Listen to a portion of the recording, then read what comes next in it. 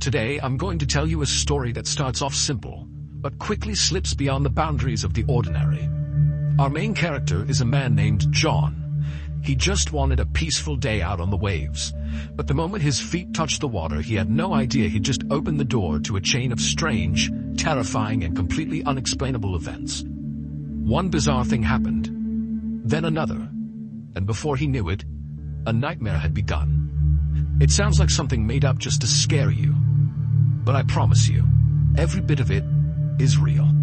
If you're the kind of person who craves the strange, the dark, and the mysterious, all told in captivating story format, then you've come to the right place. That's exactly what we do here, once a week. If that sounds like your thing, go ahead and gift the like button a friendship bracelet, but make sure you spell out "nobody likes you" with those little letter beads before handing it over. And of course, don't forget to subscribe and turn on all notifications, because you won't want to miss what's coming next. Now, let's get into today's story.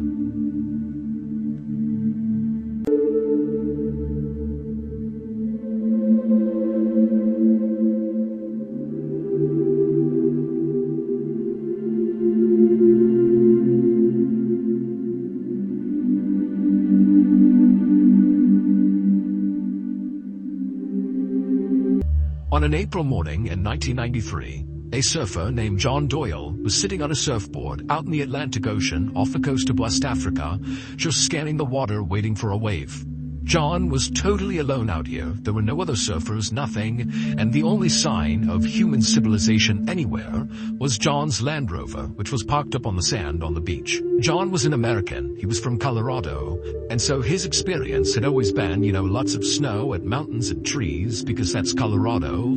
But now here, off the coast of Africa, it was up a totally different planet. And in fact today, John was really feeling that, because the sun was so hot that day. It was over 95 degrees Fahrenheit, and he could actually feel his back starting to burn as he sat there, waiting for the next wave. And so he told himself, actually, that he would just catch one more wave and then call it a day to avoid a sunburn. But as John continued to kind of scan out across the water waiting for this wave, he noticed about 20 meters away was a shark fin swimming in a circle, like stereotypical terrifying shark behavior. And so John is horrified, and he wants to get out of the water immediately, but he's far enough away from shore that if he jumped into the water to swim to shore, he's going to be in the water with the shark, thrashing around. He's just going to attract the shark over to him. And so John decides his only hope here to escape the shark is actually just to surf in. That way he'll stay out of the water. It's much faster. He'll get to shore. The shark can't follow him there.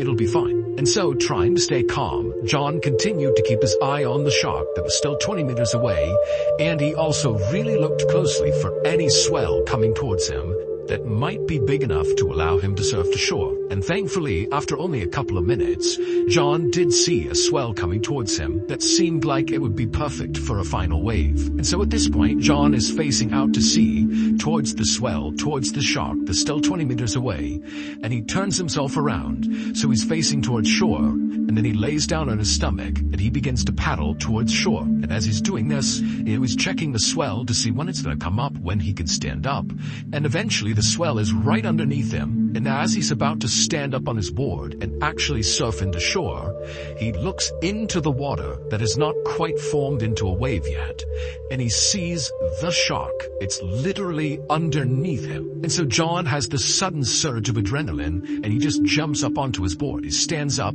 and for a second, he's stable, he's surfing, and he's riding this wave away from the shark. He's doing exactly what he hoped he could do. He can't believe it.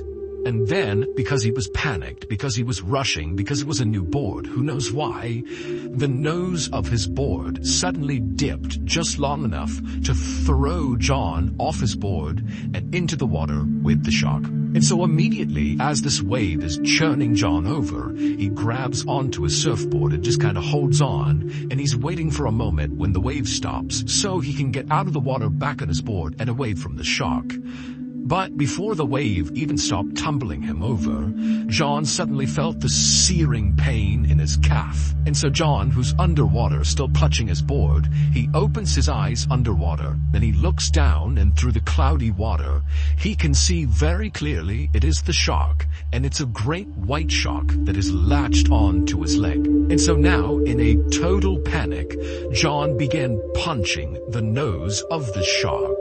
And when he did, the shark actually recoiled and released his leg long enough that John could pull it out. He actually managed to get up onto his board again, and just a second later, almost out of instinct, he was back standing on his board, just surfing along with a leg that was now bleeding profusely into the water. And for a second, John was stable and appeared to be kind of moving towards shore again, but then the shark, it doubled around and swam at John from the side and literally smashed into him, knocking him off the board back into the water. But this time, John managed, when he fell the second time, to actually grab on to the board with both hands. So he has two hands on the board, he's getting tumbled in the water again, but he knows the shark is going to come for him. And so at the last second, he pulled the board close to his body and kind of turned himself like it was a shield, and the shark came flying towards him and bit him. But because he used that surfboard as a shield, the shark just bit the surfboard, ripped off half of it and swam off with it and began mauling this half of the surfboard. And John, with the other half of the surfboard, he somehow managed to stand up on it. Again, his leg is bleeding everywhere, and he rode this damaged half surfboard into shore successfully away from the shark.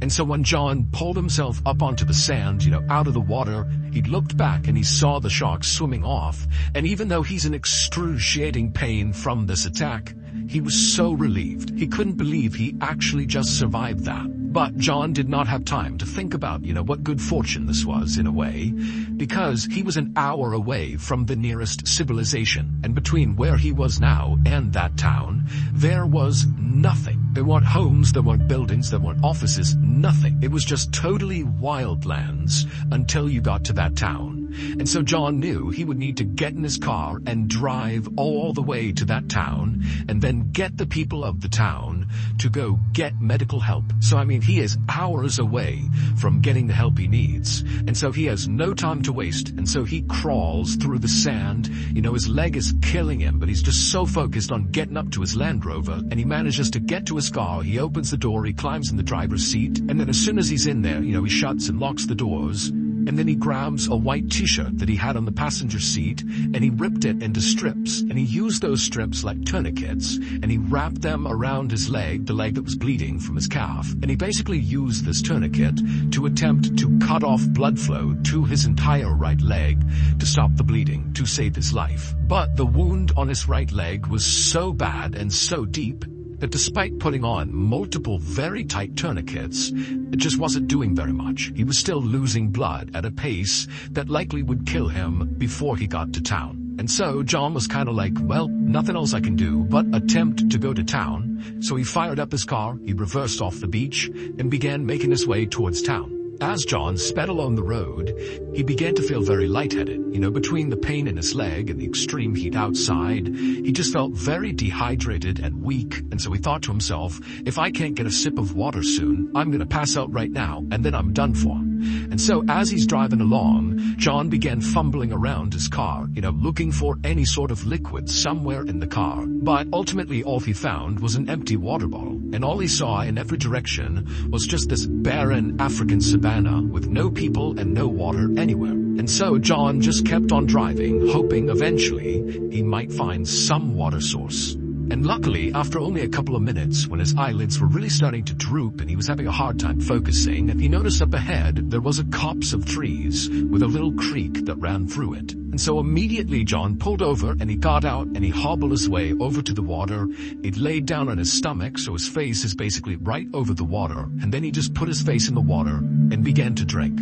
And as he did, he felt his heart rate start to slow down. He felt himself relax a little bit. And he started to think to himself, like, hey, I found water, I'm doing okay. Maybe I will survive this. But right as John was starting to feel optimistic, he felt a new shooting pain on his right side. And so with a little bit of strength he had, he managed to turn his head and looked to see what was going on. And staring back at him was a lion who had just bit his side and was now growling and staring at John and beginning to move its jaw left and right to really sink its teeth into John.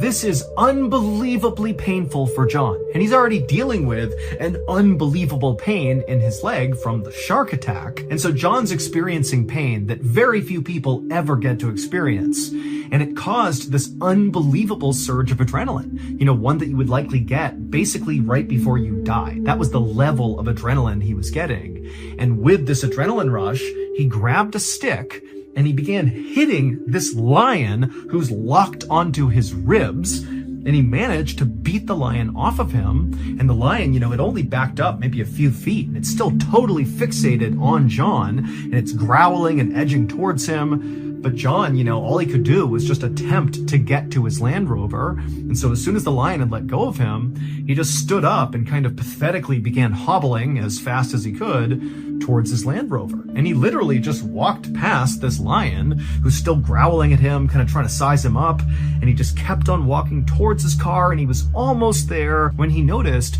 the sound of the lion growling behind him, which had been constant to this point, had suddenly intensified to the point where John couldn't even help himself. He had to turn around and see what was going on. And when he turned around, he saw now there was not just one lion, but an entire pride of lions. There was at least 4 lions that now had all formed a semicircle and were staring at John and moving towards him to eat him. But John really couldn't do anything about this. All he could do was just hopefully get to his Land Rover in time. And so John just turned back around, so his back is to the pride of lions a few feet away from him, and he just continues hobbling towards his car. And as he walked, the lions began swiping at him and cutting his legs open and his arms open.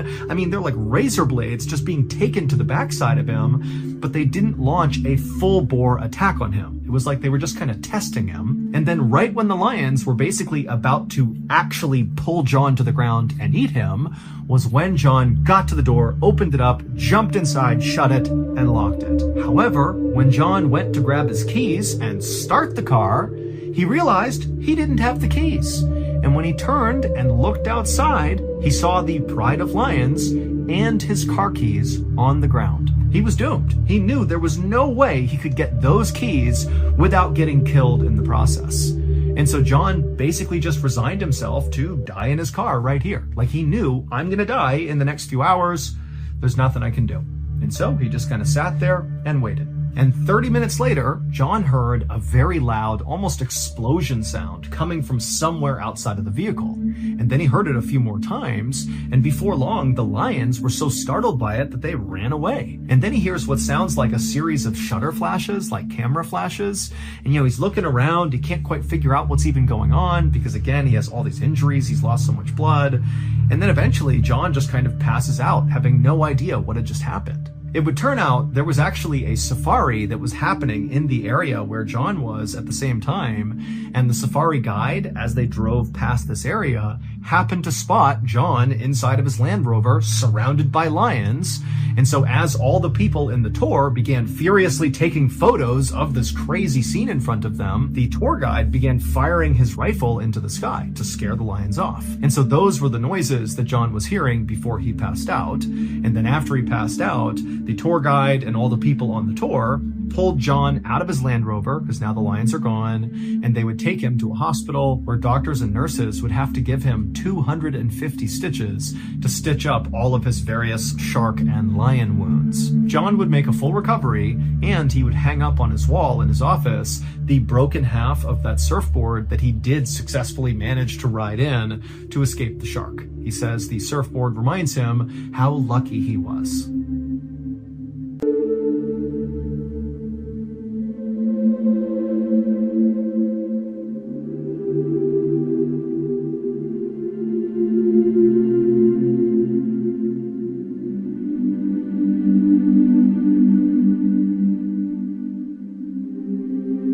And that was the strange, almost unbelievable story that John went through. A chain of events no one could explain, and perhaps no one should try to. Because sometimes there are things that exist beyond logic, beyond the light, and far beyond the safety we think we're living in. If this story gave you chills or sparked your curiosity, give this video a like and share it with someone who also enjoys the strange, the dark, and the mysterious. Don't forget to hit subscribe and turn on the notification bell. because more chilling stories are on the way, and you won't want to miss them. Thanks for watching until the end. And remember, not everything terrifying hides in the dark. Sometimes, it's right beside you.